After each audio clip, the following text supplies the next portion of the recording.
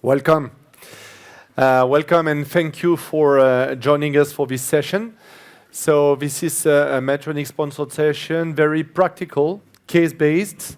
And during the next 60 minutes, our objective is really to share experience about pre-procedural planning, implantation techniques with the Evolut platform around several particular anatomical settings, bicuspid aortic valve, large annuli, large anatomies, and also to tackle the issue of coronary access during and after TAVI. So to do so, we are a team here. We have Chiara Fracaro, you have Flavio Ribicchini, Matti Adam, and Matthias Goldberg, who will help me to drive this session. So this is a blended session. This means that we're going to have both an on-site audience and an online audience. This is case-based, so we want to make it interactive. So please use your apps as well to have them ready, because we're going to ask you a few questions through polls. And also, please ask any questions online. I'll get them on my screen and ask them. We do have a few microphones as well, so please ask any questions for this session. So the first speaker for the first case is Matti Adam. He's a senior consultant from Cologne, and he will share with us a bicuspid case. Matti, welcome. All right, thank you. It's an honor to be here. I'm, really happy and excited to start this case-based session. And I'll say, let's just get into it. I was asked to present a bicuspid case, and I just want to give you a short go around the patient. It was a male patient who was 74-year-old, so between 70 and 75. That means something to European guidelines. He was highly symptomatic with a shortness of breath of New York Heart Association class 3 and 4. And he had a very severe aortic stenosis with a gradient of 71/50 and a valve orifice area of 0.4 centimeters square. The ejection fraction was a little bit compromised. Also, he had kind of a diastolic function, thick septum, so stroke volume index was also a little bit lower. So very severe aortic stenosis, and a patient who was 74 years old. He had no history of coronary artery disease, and now to a little bit more context, he was anemic. He had an adenosine carcinoma of the colon with resection, had impaired wound healing, was cachectic. So overall, not the perfect candidate where you would say, okay, maybe he's still considered surgery. He's super young, or he's not super young, but he's younger. He's maybe super fit. But so definitely a case where we in a heart team would decide that this patient is very well suited for a TAVR, for an interventional treatment.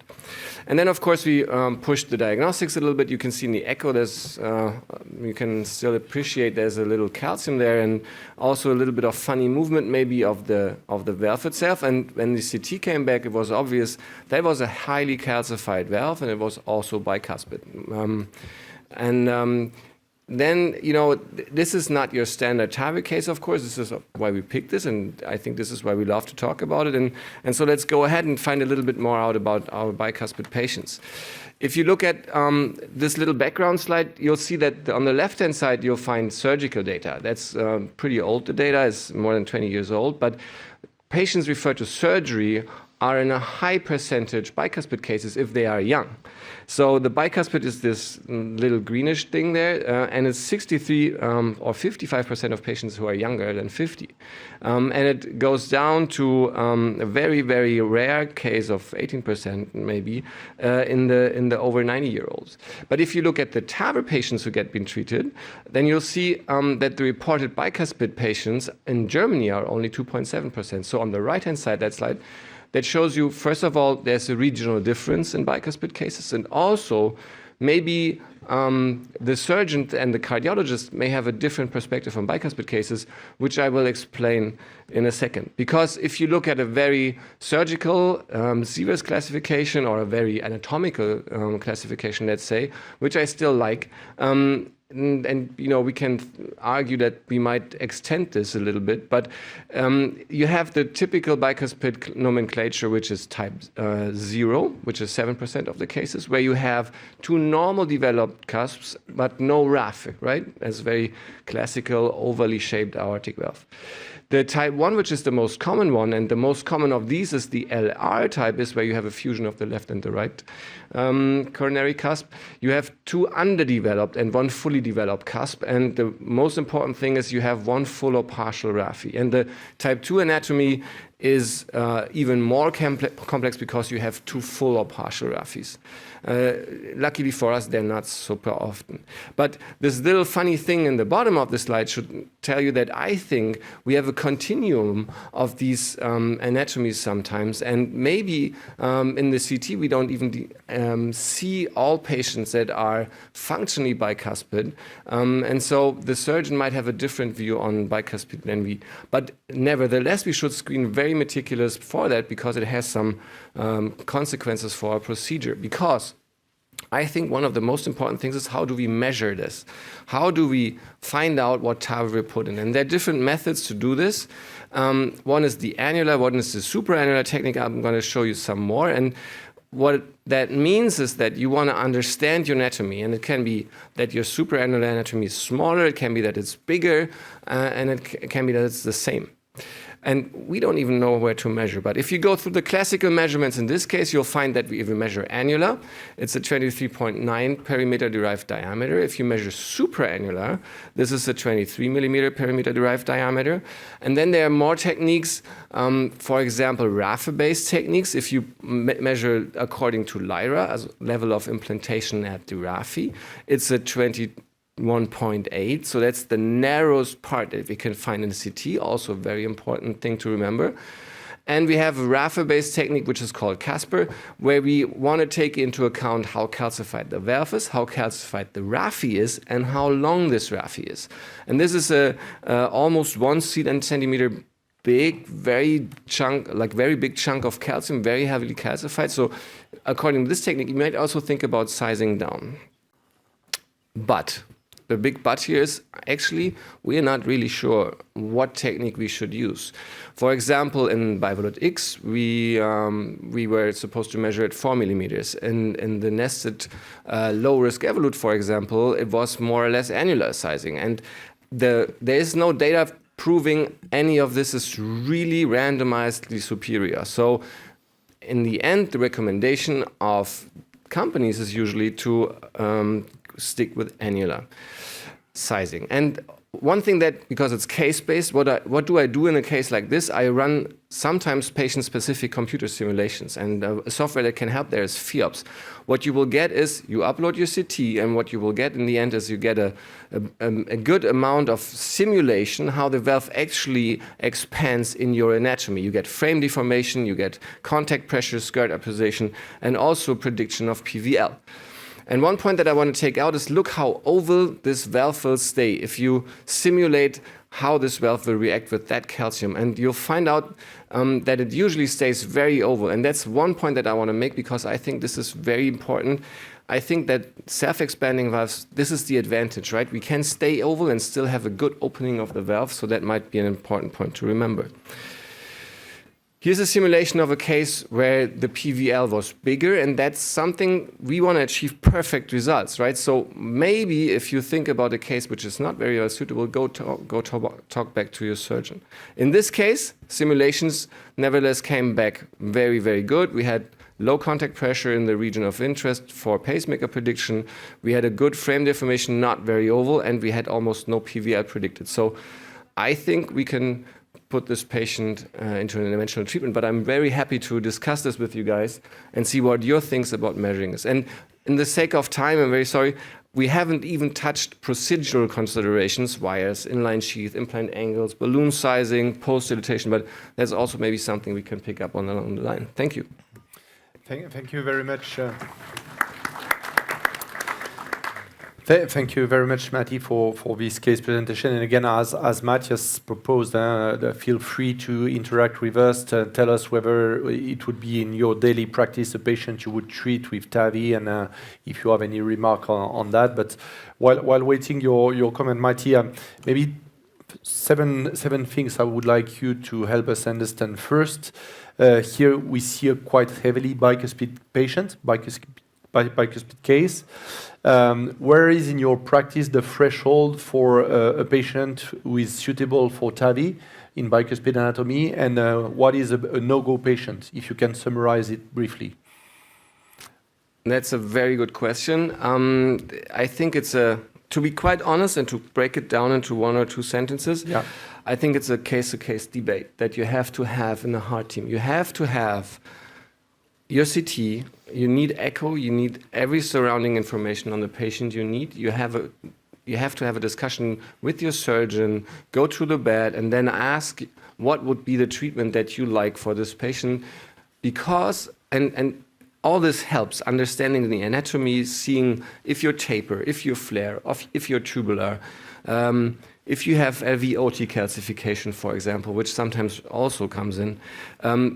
I go back to the simulations sometimes in cases that I'm not sure, because, if the simulation is already bad, that was my second last slide, so why should I treat a patient with then in the end moderate PVL? Because this is also something, we can treat bicuspid valves very efficiently, at least if we believe the nested registries that are already out there, but we have to make sure that we treat them right. And if you're in doubt and the patient is still operable and you have a surgeon you trust, I would, even in a patient who's older than 70 or 65, I would sometimes still recommend surgery. How's it with you guys? Same or? Yeah. So Nicholas, one question from the audience here. So imagine that, some of our bicuspid cases are very simple. So we can basically treat them as if we're tricuspid. We don't really have to take into account the sizing. This is a more complex, and I agree with you, having a higher threshold for doing TAVI. I think it's the right decision. Young, low-risk patients probably do better with surgery from the data we have right now. But what about the preparation? What about pre-valvuloplasty? What would the strategy be in a case like this? So maybe, Nicholas, you have a lot of experience. So what would your thoughts be in a case like this about pre-dilatation? Yeah, we have a very low, in our local practice, a very low threshold for pre-dilatation in bicuspid in general, and especially in that kind of case, the one you presented. For simple reasons, just to further allow the expansion of the frame, especially if it's a self-expandable valve that we're using. But also, and I don't know if it's something you experienced in your practice, whatever the valve you're using, either balloon or self-expandable, sometimes you can have some difficulties to cross with the catheter, to cross the native valve, and then you will start to apply a lot of pushing forces on the catheter that can be transmitted to the aorta and can create some vascular damages. So simply to avoid that, it's also a good reason why we like to predilate in such setting. Yeah. So any thoughts on the sizing of a balloon? What do you think, Chiara? Yes, I fully agree that in bicuspid cases, the pre-dilatation is important for a lot of reasons. And another one is, for example, to confirm the size of the valve and also the positioning of the raphe and also how the raphe behaves. So it's to confirm the size and the positioning, yes. Thank you. So, Matti, now maybe you can just show us what you did for this patient. Yeah, I would love to. I mean, I agree. Pre-dilatation is pretty important in these highly calcified cases. Also, you said it, to see how the calcium behave. I didn't put balloon sizing as an option in my slide deck. This is also, of course, sometimes you can do this. But in the end, I'm not, to be honest, if I don't find the information on CT, that's my personal approach, right? How should I find it in an angio where I give some contrast, and then it's a little leaky or not, or the balloon has a little notch still or not. So I try to convince myself that CT should be something that's more accurate. But of course, this is an option. You can balloon size, right? You balloon it, you give contrast, and you see how your balloon size fits in. All right. So in this case, so the annular measurement was at level 29. The supraannular was also 29 still. The raphe-based, if you look for Lira, it was probably more at 26, to be honest. But the calcified notch was not over a centimeter. So, if according to Sonja, we probably might still go with a 29. And the CT simulation showed us that an evolute fits in very well. So that's why we did go for Pro Plus 29. Transfemoral access was not a problem. And we decided to pre-dilate conservatively, but still significantly with the 20 millimeter balloon. And of course, be ready for post-still. You might wonder what there's a little significant sheath, like an Aeroflex sheath in the left groin. That's not our standard, but you see it's a little more tortuous. So that was annoying during the procedure. That's why we changed it to a more stiffer secondary sheath. This is the predil, and as Chiara pointed out, you can see really well how the calcium behaves. It's a tricuspid view, so you'll find your left on the right-hand side of the screen, your left coronary cusp, and it really moves the calcium a lot. This balloon, so we were quite happy with that balloon dilatation. Can I just ask Yeah, you sure. a question? I feel when you have such setting where, and especially when you're worried a little bit about the raphe behavior, do you perform your balloon predilatation in a projection that is perpendicular to the raphe to see how it behaves? That's a very good point. We usually dilate in tricusp view because we are more comfortable in that view. Mm-hmm. But for bicuspid, that's a very, very, very good point, which brings me to my next slide, because here you can see that of course, we start in cusp overlap also if it's not a tricuspid valve, but especially in bicuspid LR, your cusp overlap is a perfect view, because you have your raphe, as you see on the right-hand screen, on the right-hand side of the screen, and you have basically alignment to your commissure, right? So that's exactly what you were saying. So I think for implantation, it helps us a great lot. It's actually a good point to think about doing this in dilatation as well. Might make you more confident with the view also. So that's a very good point. So you see here the first release of the valve, and we might, somebody could say, hey, is there an infold, for example? But as I show you in the next slide, I don't think it's an infold, because you'll see that if you move to a more tricusp, more LAO projection, it opens up really nicely. So I was sure that it wasn't an infold, so the recapture was not necessary. Also, you might think that on the non, it's maybe a bit deep, right? It's maybe 4 to 5 millimeters, but look to the left. And I in this moment, I did know that we had to post-still, so I didn't want to go too high.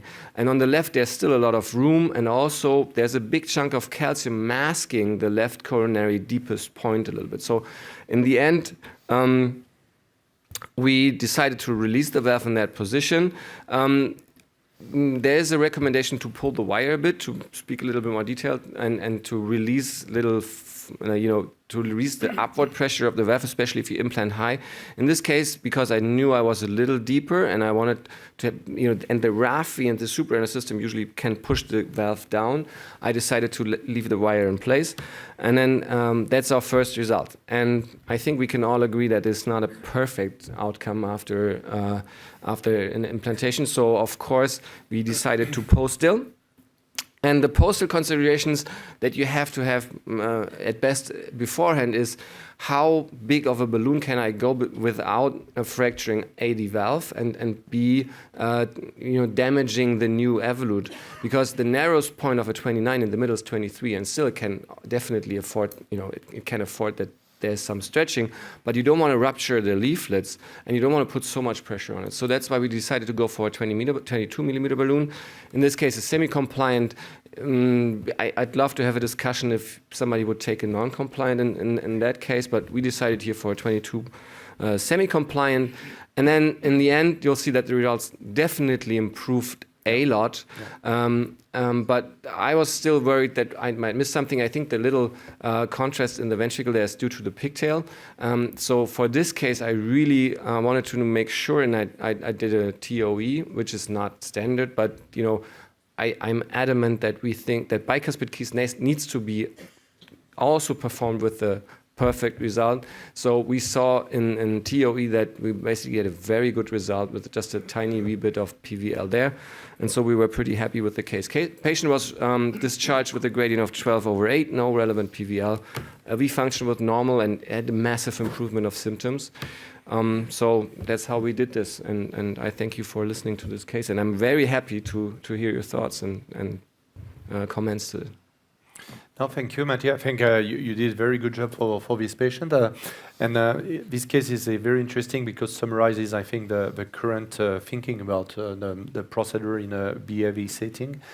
Maybe one thing that would be useful for us to try to understand all together, because no definite answer. Maybe I can start with one question to all of you about that is, in your practice, maybe we can use this case as a case example, but what drives your choice in bicuspid aortic valve towards more a self-expandable valve or balloon expandable valve? Don't try to tell everything, Flavio. Each of us will tell one information about that. What would you say first? We go with self-expandable because 90% of our experience is based on that, so we feel comfortable and we think there are more predictable results in our hands. Okay, Chiara? For me, when the morphology is rough dominant, the self-expandable device is a good option because I can try a different position and otherwise in very horizontal aorta, maybe other choices can be good. Great. Matthias? Same thing. I think we prefer self-expanding valves. I think unless you have something that is a relative contraindication, such as a very severe horizontal aorta, where deployment or actually tracking across might be an issue, but probably 90% we do bicuspids with self-expanding. Matti?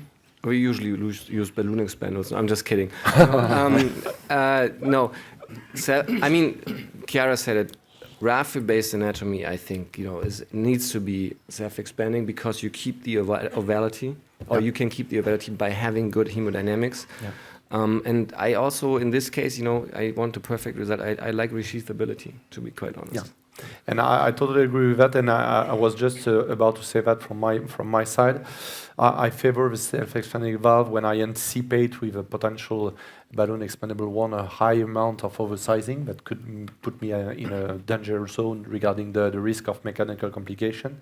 And second point is that we have very good examples of resheathing, repositioning that led to a very important improvement regarding the PVD amount in such calcified anatomies. So thank you very much, Matti. Thank you. I think while Chiara is coming, we had the very important learnings here about bicuspid, procedural things, pre-dilatation, rigorous technique, post-dilatation, liberal use, and of course a debate ongoing on sizing.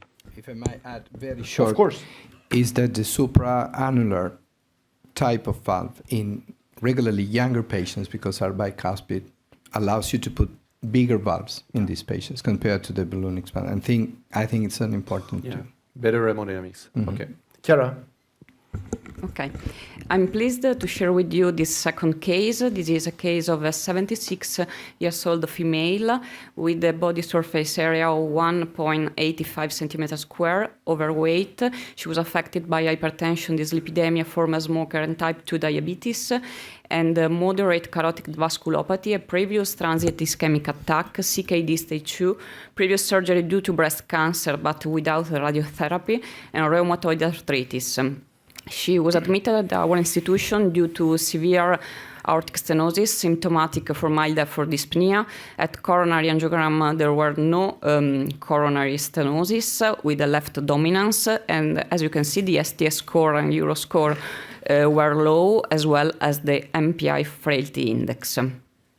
The patient was in sinus rhythm with mild intraventricular conduction disorders, but no left bundle branch block, small hypertrophic left ventricle with a normal ejection fraction, severely calcified tricuspid valve with a high gradient velocity max of more than 5 meters square in suprasternal view.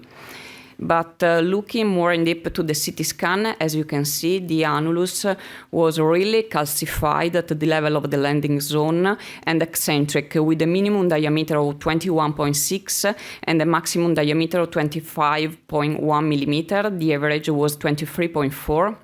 The perimeter was 74 and the perimeter derived diameter 23.7. In the bottom left, the calcification was protruding also in the left ventricular outflow tract and below the left main. No particular issue with the height of the coronary ostia, more than 13 millimeters. The sinus of Valsalva width was 29 millimeters, the height 17, with a quite asymmetric distribution of the calcification, in particular at the level of the non-coronary cusp. And also, importantly, the sinotubular junction was calcified with a diameter of 24.5 millimeters. No particular issue regarding the iliofemoral vessels that has a normal size with mild to moderate tortuosity and no calcification.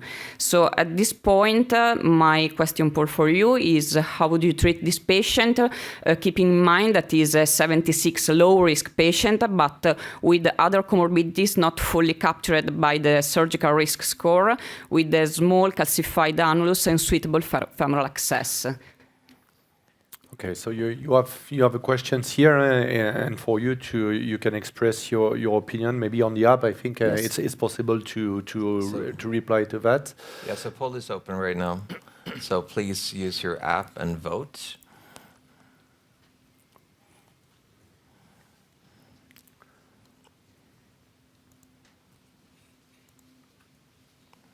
So I think while waiting, Chiara, for the answer, I would say in our regular practice there would be, I would say, quite a consensus for TAVI in such a case usually.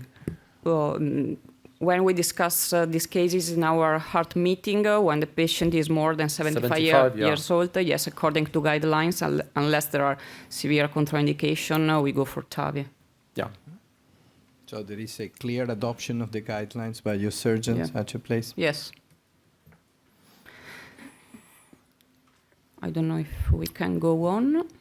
Yes. Yeah, I think there is a consensus, but more interesting, and you will give us a little bit more information in a few seconds.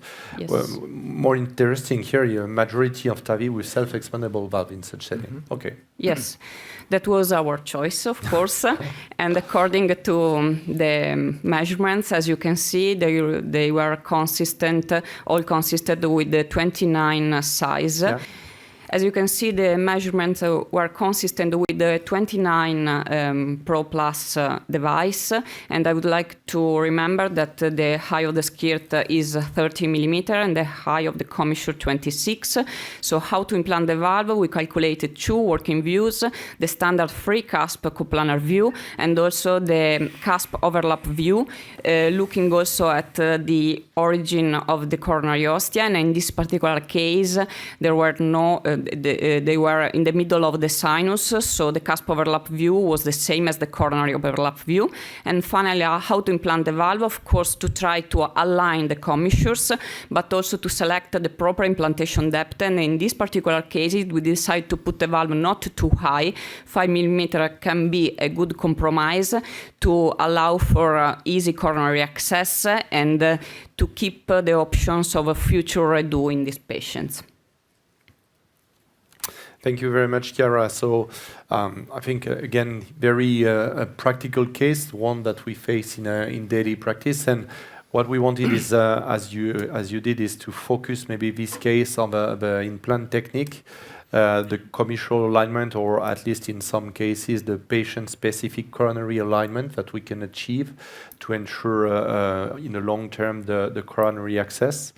So can you maybe elaborate a little bit more on how you plan it during your CT scan, choosing your preparation, choosing your projection at on your CT scan? Yes, we calculate in the S-curve these two projections, these two working views, the three cusp coplanar view, that is more or less left cranial, and the cusp overlap view with the right and the left superimposed on the right of the screen, so we can have just one commissure on the right on the screen, and this can facilitate the procedural commissural alignment, and also to calculate a more precise implantation depth. Flavio, do you have any comment about this technique at the step of pre-procedural planning? Do you want? Is it something that you're doing differently in your experience? No, I am totally aligned. I would underline the importance of having calcium going to the aortic mitral commissure, which is a risk factor for rupture. And this is one of the reasons why we select self-expandable valves in these cases. Matti, in your case also, do you do things differently? No, quite honest, I'm also absolutely in line. I would have picked a self-expanding valve, and I like the consideration maybe not to implant it so deep. That's a very good idea because we're not used to this anymore. I mean, we were trained and learned to do like highest implantation possible to protect for pacemakers and so on. It's still a very, very, very important point, but you know, especially if you think about coronaries, we might end up too high sometimes. So again, understanding what you just showed brilliantly, understanding anatomy is crucial. Matthias, do we have any comments or questions from our colleagues about that topic? We do have a few comments regarding the use of other self-expanding valves, intraannular, supraannular, other self-expanding valves platform. Do you want to take that, Nicholas? What do you think? Yeah, maybe, but I think we can come back to that later on. But one point that Matti underlined, and you mentioned, Chiara, that I think is important also to discuss is that the fact that you can really decide on your strategy whether you want to favor the implant depth and related to the conduction disturbances issue or the potential issue of a coronary access, and then you're really able to tailor your implant depth to what you want, and it's something that you're planning at the step of this pre-procedural preparation. Yes. Okay. So maybe you can show us how you treated this patient. Yes. So I would like to spend a couple of minutes to describe with you, to remind the technique for commissural alignment with this specific device. The first step is to insert the delivery with the flash port at 3 o'clock, just to increase the probability and likelihood to be aligned. The second step is to cross the aortic arch in low view and to look at the head marker that should be in outer curve in this projection. Then we have to move to the cusp overlap view when we cross the valve. And in this particular projection, the head marker should be center front. And finally, once the valve is deployed, the C-paddle in cusp overlap view should be on the right of the screen because there are one commissure on the right, of course. Going to the specific case, we performed in a very minimalist approach, local anesthesia, radial approach, and the puncture was performed under ultrasound and fluoro-guided puncture, and we prepositioned 2 prog lights. Then we crossed, of course, the aortic valve with a stiff straight guide wire, and implant catheter.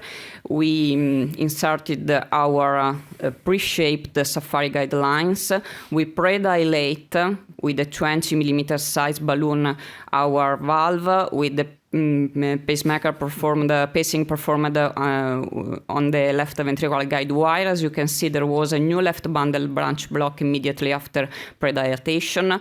We inserted the valve with the flash port at 3 o'clock, and then, as you can see, crossing the aortic arch in low view, the head marker is in the outer curve. Then we moved to the cusp overlap view, raw caudal, to check again for the position of the head marker that is center front, correctly placed in center front in this view. So we decided to implant the valve, to start releasing the valve in this projection. With our intended implantation depth of more or less 5 millimeters. So we started in this projection, going very fast until the hemodynamic is stable again. And as you can see, after the first supraortic check, the position was quite good, as expected, without any significant paravalvular leak. We performed a second check also in 3 cusp view, correcting for parallaxis. And since we were happy with this position, we decided to release the valve in this position. Then we removed our delivery. paying attention to the nose-cone, of course. We checked in raw view, as you can see, in cusp overlap view, that the C-paddle is on the right of the screen. That's correct. Then we removed the Safari guide wire with the Judkins catheter to check for the gradient. There was no gradient, no paravalvular leak. And finally, we tried to demonstrate how easy it can be sometimes to cannulate, to selectively engage the coronary arteries. There was a left dominance, so we tried to the left main with the help of the standard guide wire with a couple of pushing and pulling maneuver. It was, after a couple of attempts, quite easy to cross the frame of the valve and to selectively engage the left main, as you can see now. So finally, there was no vascular complication. And that's all. But I think that Flavio has some tips and tricks for us to explain how to selectively engage the coronary arteries. Thank you, Chiara. It's not that I will teach you how to select the coronaries in a core valve, but just to give you some advices to do it better, at least in a most elegant way. When you don't know anything about the patient, it's very useful to obtain a non-selective aortic angiogram, so you see the implantation depth, so you can calculate where is the skirt of the valve and where is the origin of the left and the right coronary. Then this is what I advise to do.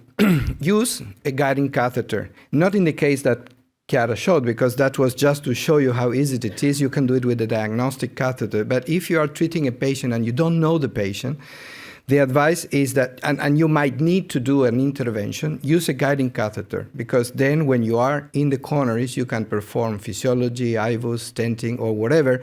And if it took you a long way to get there, and you have a diagnostic catheter, you have to repeat everything. So this is the advice. Use the wire connector so you don't have bleeding of blood outside the wire. Use the wire to open and to close the tip of the catheter, which might be an EBU or a Judkins. And of course, you have pressure and you have contrast. So you have all what you need to do this job. Go with the wire inside the frames of the valve, and then you will use the wire to open or to close, in this case, the EBU 3.5 or the Judkins. You can do some contrast test.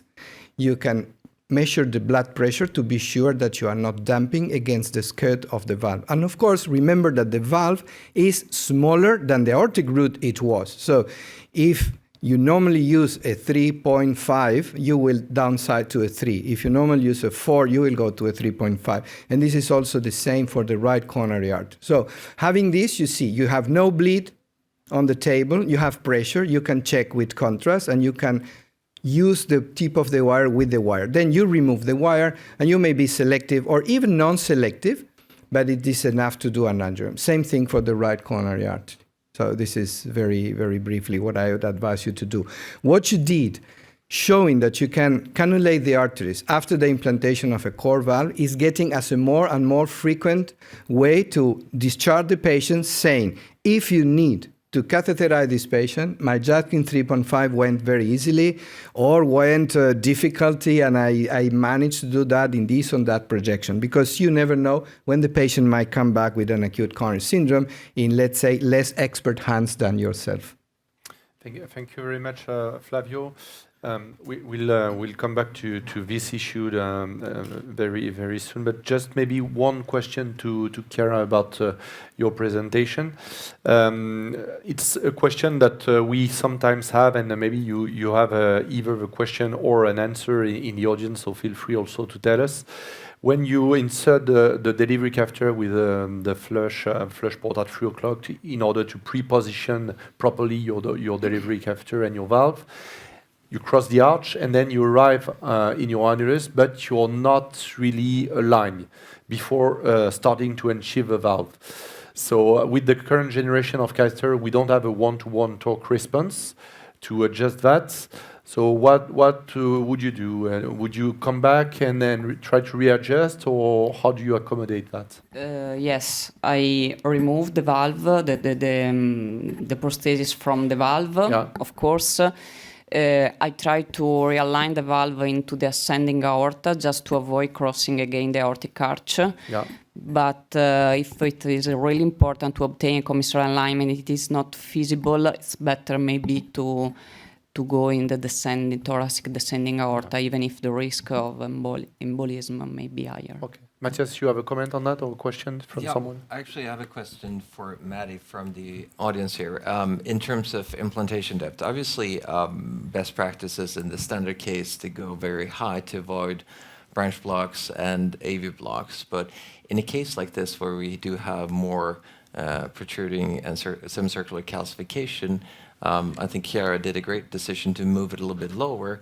Perhaps you want to comment on the strategy of doing a slightly lower implants. I mean, so I think Chiara already has shown us that if you plan ahead, then you'll definitely think about maybe going a little deeper. I still think that because the narrow part of the valve will then not be as close to the sinuses or to the coronary cusp, right? A lower implantation, I mean, usually, I still go with all my steps. I would go with cusp overlap still. I would be very confident there to see, and maybe I would aim, 5 to 6 sometimes, but I mean, it depends. It's all, as I said, you have to integrate all the information you have in the patient. If he already is on right bundle branch block and you think he's very, 100% pacing is not good for the patient, you have to weigh this against the risk of coronary problems. So maybe he had a cath or still, 3 months ago, there was everything fine, then I will still go for a high implant, even it's a narrow sinus. But if you think about doing a left main 6 months later, then that might be a problem. If I may, I know we're short on time, but do you guys do cath regularly before and a TAVR? Because I think that also that might help in this discussion also. Yeah, we do. Always? Yeah. Flavio? No. You mean right calf? No, coronary cath coronary before cath. you do your TAVR, mandatory. Well, in the same procedure, we don't do a diagnostic coronary angiogram before. We do it in the same procedure. Okay, before implanting the valve, we do coronary angiogram. We put the valve, and then if you need to do angioplasty, we do it after the valve. That's what we do. We perform the diagnostic coronary angiogram before in another set. So do we, it's still part of our referral pathway, so we still do angiograms in all our patients? We do that too, but I mean, that's maybe changing, and maybe I just feel that's also like changing the TAVR pathway. That might be something that we need to think about too. Flavio, just to come back to your point and also to make it very clear, applying your technique. Imagine that you are not really selective into a coronary artery, but with non-selective injection, you have a good visualization. Do you struggle a lot to get selective or not? If you are doing a diagnostic because the patient came for a chest pain and you see that even with not selective angiogram, there are no critical stenosis, you are done. You don't need to be selective, and you have to spare contrast and time. But if you see there is a stenosis and you are not selective, again, you don't need to struggle to go ostial in the corner. You take a wire, and the wire always goes into the coronary. Sometimes you don't know how is it possible and where it goes through, but it goes. And when you have a wire, of course, with a little bit of anchoring technique with a balloon or with extension catheter, you will manage to do your PCI. But it's a very good point. You don't need to waste time to get selective, because sometimes may be very easy, sometimes may be very difficult. Thank you, Flavio. So you can now stand to present your third case, and while you're preparing, maybe a few learning points about the second point. So thanks to Chiara, we were able to review all the fundamentals of pre-procedural planning regarding this commissural alignment or patient-specific coronary alignment issue. To review the simple but basics and fundamental procedural technical points. And also, once the valve has been implanted, to have simple ideas in mind on how to reaccess the coronary artery. So, third case we wanted to discuss, Flavio, was the patient who have large anatomies. Yeah, this happens quite often, and of course, in different countries, people are bigger and larger or smaller. But this valve has a characteristic which was appreciated in our center since the beginning, which is the versatility. It's a very versatile valve that can help you to solve very small annuli, but also also very large. And this is the case of an 83-year-old male who was operated elsewhere with a nomograft in 2009. And he came because severe dyspnea, despite quite a good therapy on heart failure. And as you can see, the problem is a mixed degeneration with predominant insufficiency, which was severe, but also with mixed gradient. There is a moderate aortic stenosis with a mean gradient of 28. This is a CT scan, which shows really very little calcification, which is, again, another issue for implanting a TAVI, whatever type you want to implant. And you see that the virtual basal ring is over 100 millimeters in perimeter with more than 8 centimeters square in area. And the LVOT is actually 107.5. So this goes far beyond the guidelines, not the guidelines, the instructions for use of any valve. And so this is the angiogram confirming the severity of the aortic regurgitation. And so at this point, the hemodynamic confirms at this moment the patient was very hypertensive. Systolic is 200, but you see that there is a big differential as expected diastolic pressure. So at this point, we want to know what would you do in this case in your center? Would you reconsider surgery, which is a second operation of a patient that had a mediastinitis as a complication after the surgery? So it's a quite hostile chest. Would you consider TAVI with a balloon expandable or with a self-expandable? Yeah, so to summarize, while waiting the votes, a patient truly at high risk for reduced surgery, for sure. Large mixed aortic valve disease, not isolated AS, and quite large anatomy. Interesting here to have your inputs on and what I would add a patient running quite a good quality of life. I mean, except for the dyspnea and his high risk for reoperation. It's a patient living autonomously, driving the car, working and walking. So, I mean, anything you do should be very well balanced because we don't want to make any harm. Yeah. So let's see what you think. So yeah, majority for TAVI, of course, and TAVI with a self-expandable Yeah, but it will valve. not be easy, I tell you. I mean, it's a very large anatomy and there is very little calcium. So we have to work hard to keep the valve in position. Shall I have again my slides back, please? Okay. So, well, the decision was, of course, on the biggest valve available, which is the Evolut Pro 34. I remember that the VBR is about more than 100 millimeters. This is... So this is your the choice of a treatment. 34? Yeah. You see that... It was local anesthesia. It didn't change your practice, no TOE The- guidance, The nothing only necessary. thing that we put in this case, we normally pace on the wire. Okay. But we are convinced that to achieve a good, stable position, we will need safe, reliable pacing, probably higher heart rates than what we regularly use for a self-expandable valve. And so we put a pacemaker. For the rest, the patient is awake, just mild sedation. As Chiara said before, you can check the position of the paddle, of the hat. This is in the cusp overlap view. And then it starts. You will see that the valve is difficult to keep in the desirable position. Yeah. I think you will agree that this is too low a position. So what we try to do in these cases is it's a partial recapture, pulling back the valve a little bit, but as you can see, this didn't work. The valve pop up into the aorta. It's a recapturable valve, so we can try this several times.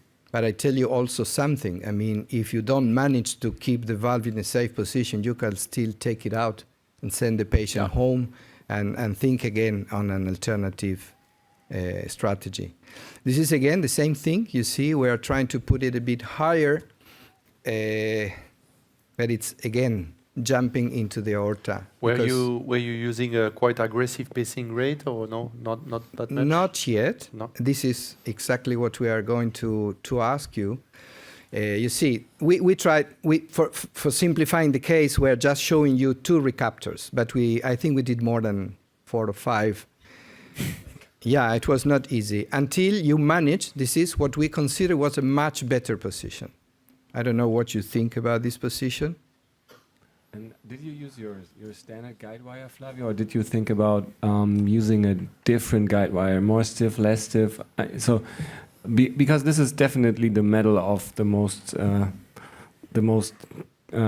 challenging case here today. Sorry, Chiara, to say that, but I mean this is a highly challenging, clearly a high all-in case. But so you stick with your standard guide wire in this case, or you? Yeah. Well, that's a good point. I will tell you which is our, let's say, it's not a secret. It's how probably Nicolas knows much more than I do. But there are two forces when you try to leave a valve in a non-calcified aortic valve. One is the antegrade force you do with pushing the catheter, and the other one is the retrograde force you do pushing the wire. So if you push the wire, the valve will go up into the aorta. If you push the valve, it goes into the LV. When you manage to do same operator, the two pressures at a good point, the valve will remain stable in between two forces. One is pushing up, the other one is pushing down, and it remains there. It helps having a very rapid pacing. At that point, you need 170, 180, like in a balloon expandable valve. So it's practically a steel heart, two pressures, one against the other, and so the valve will remain there. And this is the secret. I mean, the secret. This is what we try to do. Now you see that the valve is working because it's open, but it's still in the guiding catheter. We still have to remove, and we have to make sure that it's not going to embolize. So the question is, would you release this valve, or would you recapture and try something different? So again, here we let you vote. You can still take the valve out, say the patient that you failed, close your artery, discharge the day after. I mean, we don't want to have this patient dying on the table or having an even worse aortic regurgitation than before. It's true that you did that case, but I tried to put myself into your position. I was sweating. yeah. It's a period of the procedure where you're a little bit nervous, right? After several attempts, valve not stable, diving to because in that scenario, I think we all had the two possibilities. Either the valves after final release dives into the left ventricle, or it can pop up into the ascending aorta. So difficult decision. We have been saying all the goods of this valve. We have to say, we all know, expert operators know, that where the valve will definitely land is always a little bit of a surprise. I mean, especially in large annuli where you don't have oversizing, because the valve is downsized compared to the annuli. Yeah. So the majority here would recapture valve and deploy lower. Lower. So just tell us what you did. Well, the risk of deploying lower is that it goes into the ventricle. And if it goes into the ventricle, you have big problems because you have to send the patient to surgery. If it pops up in the aorta, you can always try to put a second valve, which is not, of course, plan A, but it's something to save the patient's life. And then also, like, the higher you are, the more oversizing you'll get to the conical, the conical design of the valve, right? So you want to achieve maximum oversizing. The diameter of the valve is the largest at the lowest part. So this gives you some possibility of getting better contact with the annulus. Okay. So what we did was, can we go back to the slides, please? We released the valve, okay? Taking a deep breath. But not the patient. No, the patient was very quiet. He was absolutely unaware of all our efforts. And you see that we released the valve. And it was very rewarding to see that the diastolic pressure was coming normal. Yeah. And this is the final position. Of course, before leaving the cath lab, we stayed there for 10 minutes to make sure that it was still there. Because at this point, we start talking to the patients, make a deep breath and cough and move a little bit. So we make sure that the valve was there. And what was really impressive was to see the diastolic pressure. You see, there is no trick on that. The diastolic was even higher than normal. And you see that at the first check with the angiogram, there is some paravalvular leak. We closed the artery, but we did the echo check. The images are not very nice because, as I said, he had quite an hostile chest, but you see that there is absolutely no residual leak, which corresponds with this very nice hemodynamic curve. This is another view. And of course, as expected, there is no residual gradient. There is mean gradient of 7 because it's a very large valve. It's nice to see the effects of the interruption of the volume overload on the ECG. This is something for all people. We like to see that. You see the overload of volume creating these negative T waves. He has totally normal coronary arteries, and after 3 days, you see that the ECG, the heart rate is lower as expected, and the ECG is totally normalized. This is 2-month follow-up. Of course, we wanted to make sure that the valve was still there. It was, and you see there is absolutely no leak, and we have a long-term follow-up of. You can see the valve. Huh? You can see there where it is. The LV function is not normal, but the valve is just at ground zero. There is no paravalvular leak, and you have 2 years follow-up of this patient who is doing really very, very well. There is no increment in the gradient. And that's it. Thank you very much, Flavio. Very interesting case. I think what we can take from that one is, as you mentioned, the versatility of this platform, especially in these very large anatomies. The challenges related to such procedure where you have to maybe adapt a little bit your technique as compared to regular cases. And I like your tip, and I agree with that about coming back to the old experience of a core valve, playing also with the pushing forces you apply on the stiff wire to deliver prosthesis. I think now, Matthias, as a kind of conclusion, you had a difficult assignment that was to tell us whether an ideal valve exists. I think it is a pretty much obvious answer. Here are my conflicts of interest. So does the ideal valve exist? I'm not going to do a poll on this one. I think that this is the truth, I guess, for today. There is no typical ideal valve for all situations. I think that we can find certain valves are better in certain situations, but there's no ideal valve that covers all different clinical scenarios. So all the existing devices we have in our cath lab today, they do have their inherent strengths and inherent weaknesses. And we can work this to our advantage as well. So I think that the multidisciplinary heart team meeting in 2023, as opposed to about 5 years ago, is really about comparing the pros and the cons of the different valves, including SAVR as a strategy, and choosing what's best for the patient. In other words, tailoring treatment. And not only good procedural outcomes, which was focused on a few years before, but also the use in complex anatomies, achieving good gradients, having a good coronary access. And I would say this is the next best thing, is having a good long-term outcome with the first valve, in other words, a low rate of structural valve degeneration. And this is very important as we are moving into younger, lower-risk patients with longer life expectancy. And also the ability to perform TAV and TAV with good outcome. We don't have a specific answer to every single scenario, but I think this is something we need to take into account when we are doing our device planning. So there are numerous different technical aspects when we're looking at the different valve designs, supraannular versus intraannular, how flexible is the catheter in certain dimensions, how good are they in terms of vascular access, sealing, if you have protruding alveolar calcification, recapturability in dreadful cases such as Flavia had, valve strength, protruding calcification, configural alignment, etc., etc. So all these we have to take into account when we're deciding which valve is best for our patients. And also a little bit about the information provided. I mean, this is a great annulus, no calcification. Which valve to choose? Well, I can say with great respect that we can probably choose whichever valve we want to implant in a case like this. But what about now? Well, annulus is pretty small. We have a certain degree of patient prosthesis mismatch if we choose either SAVR as a strategy or if we use an intraannular prosthesis.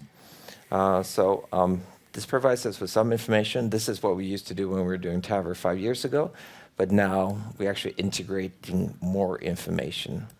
So it turns out this is actually a bicuspid, a type 1 bicuspid with a RAFE.